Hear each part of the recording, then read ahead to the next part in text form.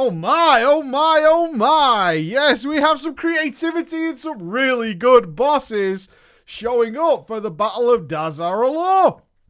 Oh man, I'm so happy. I'm so happy. It's nothing better than when you go and you find bosses and you're like, okay, this is cool.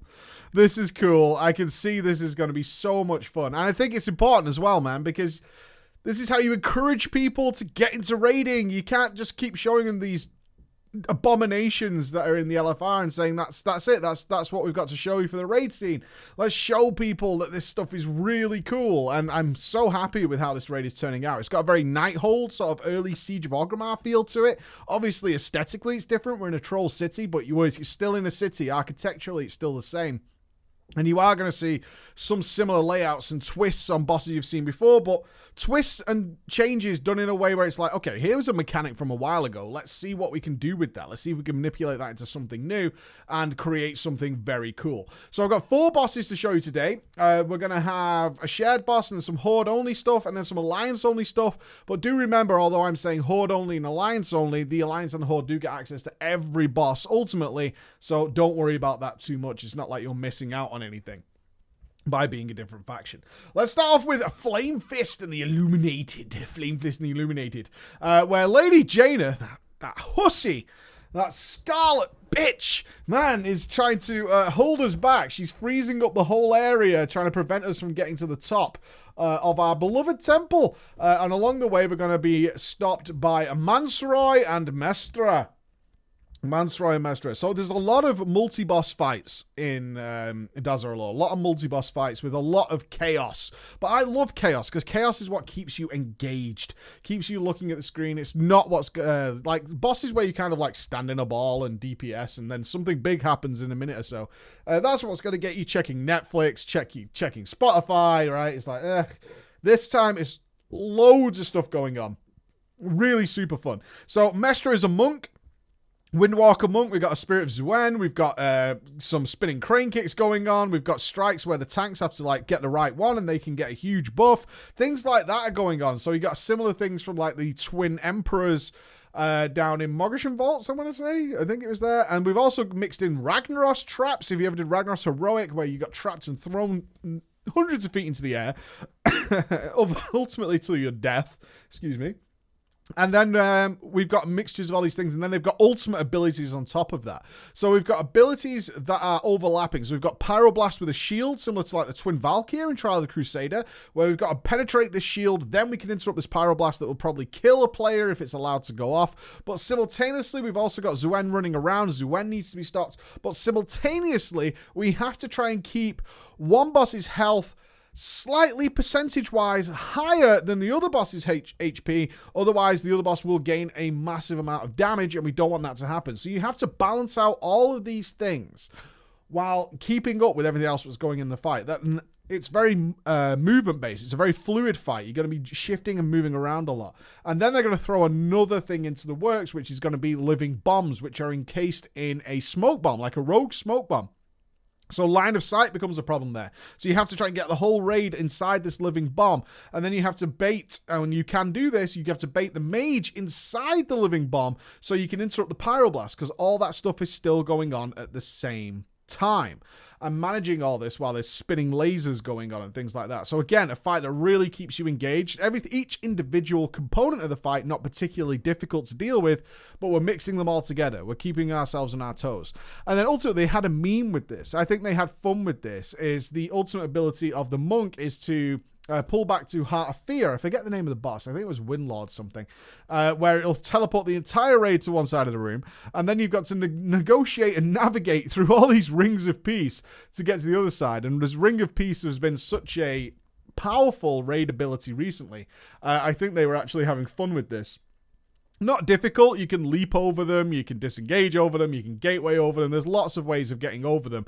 Just a bit of fun, I think. A little bit of levity in this fight. A little bit of like, you know, each time. Because it's not difficult to get around. You're going to get back and break down these ice walls and then carry on with the fight as normal. But it doesn't even stop there. Once they get down to low HP, they're going to transform. You're going to turn into the wonderful Cloud Serpent that you'll know from Mists of Pandaria. And also into the mage will turn into a nice Phoenix bird. Would be nice if we had that as an ability. ability as a mage, just saying, where they add more mechanics to the fight, but it gets, my only criticism of this fight, honestly, it was so much fun to deal with, is that it was very top-heavy in terms of difficulty, at least on the PTR heroic testing we did. And what I mean by that is that the most difficult parts of the fight were actually in the first sort of like 2 minutes, and then the fight kind of like got easier over time, and certainly the last phase is easier as well. So you dealt with a huge amount of things, basically up until you dealt with the living bombs. The living bombs had very weird HP values, which we're not sure is intended or if it's not. So they had, one had like 2 million, the other one had like 2.2 million, and then the last one had 4 point something million. You know what I mean? So once you got past that point and managed all the little overlaps that are going on there, then the fight was significantly easier afterwards.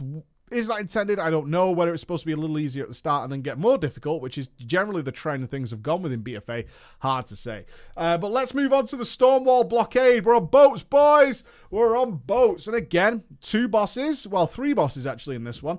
We have Sister Catherine and Brother Joseph. This is the Horde boss. And what we're going to do here is split the raid.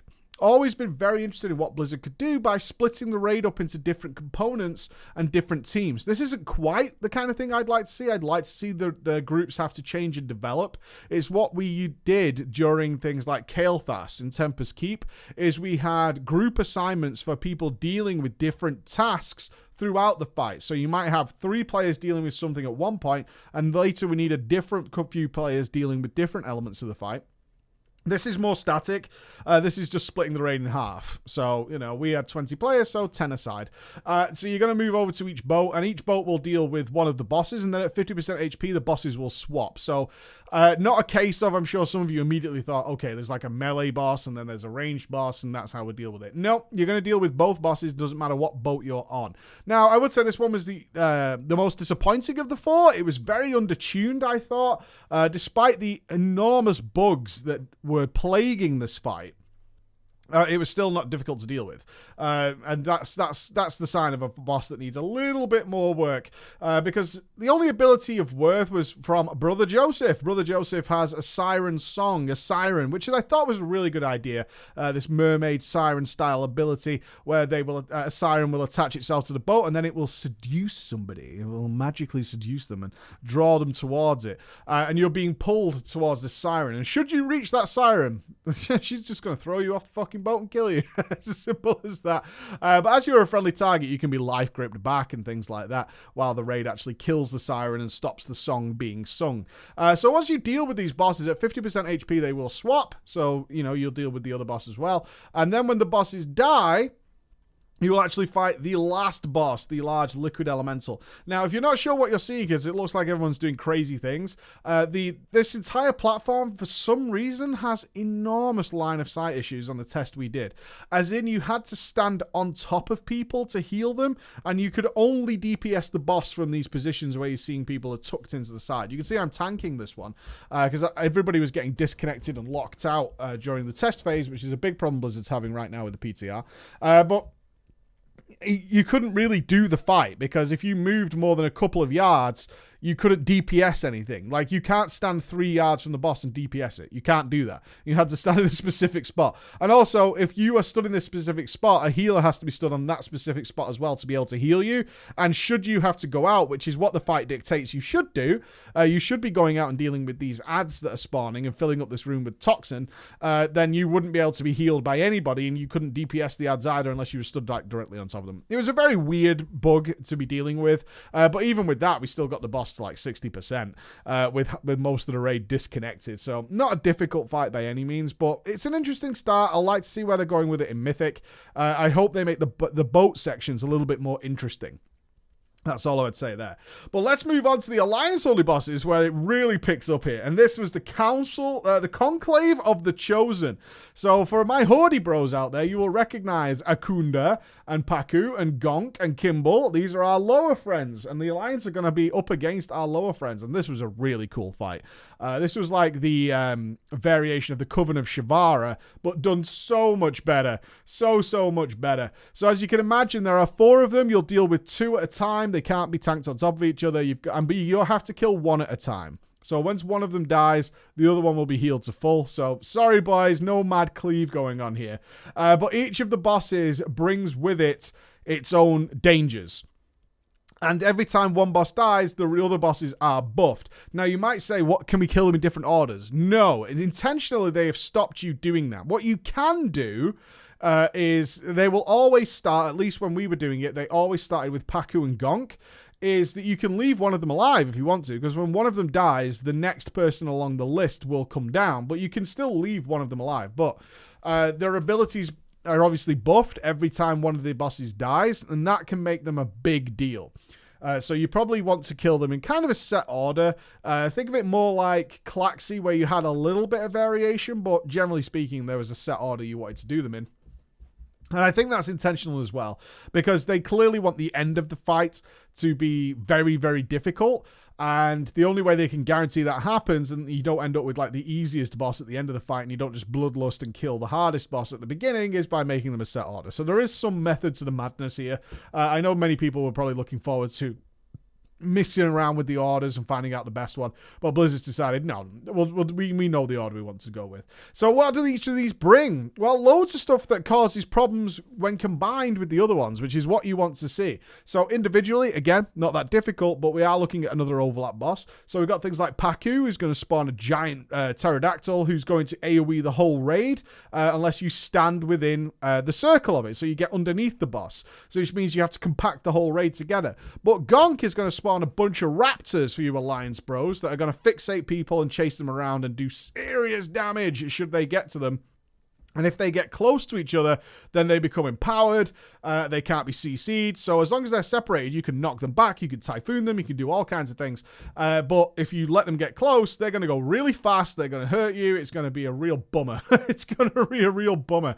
So you can imagine when you've got the pterodactyl blasting the raid that the raptors are then going to spawn, which then means you need to knock them away and keep them away and separate them out.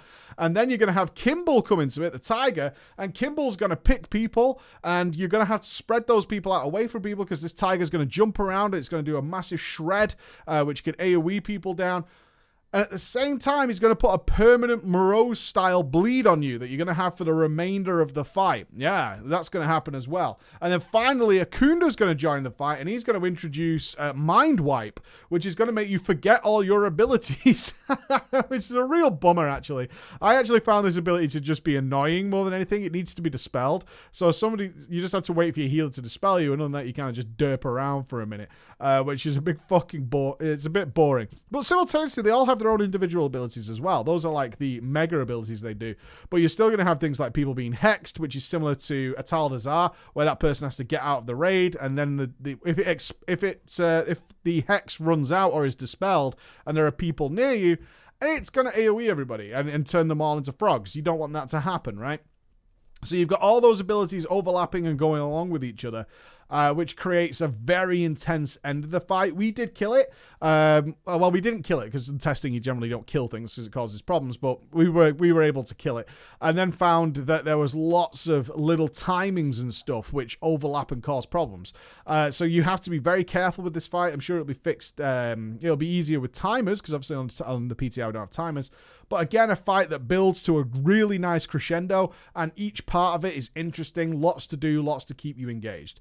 And then the most fun boss we did, in my opinion, the most fun boss was the Treasure Goblin.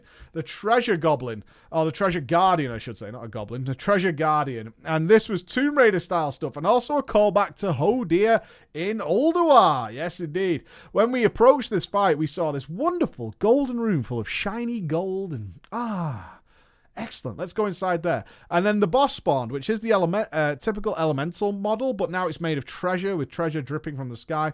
I'd also noticed the boss had a ridiculous buff that one-shot tanks and wiped out everybody very quickly. Not right. But if we go into the more boring previous room, oh my, what do we have on the left and the right? We have two mini-bosses. So once again, we're going to be splitting the raid. We're going to be splitting the raid this time, and each half of the raid is going to take one of the mini-bosses and move through a gauntlet escape room system. Yes, a gauntlet escape route system, which is pretty cool. So both the bosses are different. Each of them carry their own abilities. So like the boss on the right has a flamethrower and a stomp crush ability that needs to be avoided, and a flamethrower that spins in a circle, like you'll have seen in King's Rest. And the guy on the left is spawning orbs, which need to be positioned around each room. Now, each escape room is a little small square room, and you're in there until you do 10% of the mini boss's HP. And they, for some reason, I think this was bugged, they had huge amounts of HP, massive amounts of HP, which made the fight way more difficult, because each of the abilities the boss has, when compared with what's the challenge in each room, can get very difficult if you can't transition in relatively quickly. So, for example, room number one, little square room number one might have just the basic boss abilities. No big deal, right? But then when he hits 90% HP, he's going to move into the next room. Now, the next room is going to be all the abilities he had previously, but now he's going to add flame wall lasers into it. They're going to shoot across the room, restricting the space you can go into. Then, once he gets another 10% HP, he's going to move to the next room. And the next room will no longer have the wall lasers, but it will have a laser that appears on the floor and chases you around and leaves fire on the floor. Then the next room is going to have a toxin, which is doing massive amounts of raid damage. And then it continues on till about 20% HP, where you'll actually be killing the boss in the last room. And in the last room, it's a much bigger room, but their primary abilities, the orbs and the flamethrower, are massively buffed. I will say the flamethrower empowered ability caught us all completely off guard and was really funny because it was huge and it just wiped you out should you not be in a very specific position. But at the same time, you can also pick up gems from here. Yeah, we're going to do some tomb raiding. You can pick up some jewels, and these you get to pick a jewel, and everybody gets to pick one up, and each jewel will give you some sort of buff, depending on what you want. So there's a buff that a player should get that causes the boss to take more damage. There's a tank buff that absorbs 50% of incoming damage. There's healer ones, which give like a massive buff to people. There's also ones that if you stand still, you'll gain more damage. You know, things along those lines. What's going on here. So you get to pick up these buffs and start getting more damage. And what this does is basically, as you kill the mini bosses, you can then move into the main room and where you'll tackle the treasure guardian itself. Well, you'll now be way more powerful, way stronger, and also the boss won't have that buff that I was talking about earlier, so you come into this final sort of showdown with the treasure guardian itself. But what a lot of fun in doing this. What an absolute ton of fun. And as it was 10% HP, even with the huge HP pools, it was a lot of fun. It was always keeping you interested, always keeping you engaged, always presented new challenges each and every room. I will say, as you can probably see from the footage, is that they were a little bugged on the PTR, so what you could do is send the entire raid down one side, and considering the amount of HP these ads had, this was the best way of testing the boss to see what was supposed to happen. Because once we split the raid, it was just, you know, you were just taking, it would have taken something like 12 minutes to do this fight. Like, it would have taken absolutely forever. And also, with some combinations in the rooms, certainly on the flamethrower side, which seems to be the more difficult side, is we were just losing people eventually because the rooms were full of stuff. But it definitely made it a lot more interesting and a lot more fun. Really enjoyed this fight. Can't wait to see the final product that comes out of this. And generally speaking, so far, this raid is looking to be pretty damn good. I hope they don't scuff it up at some point. That's all I've got to say. But thank you so much for listening, guys. I'll see you again. Bye-bye.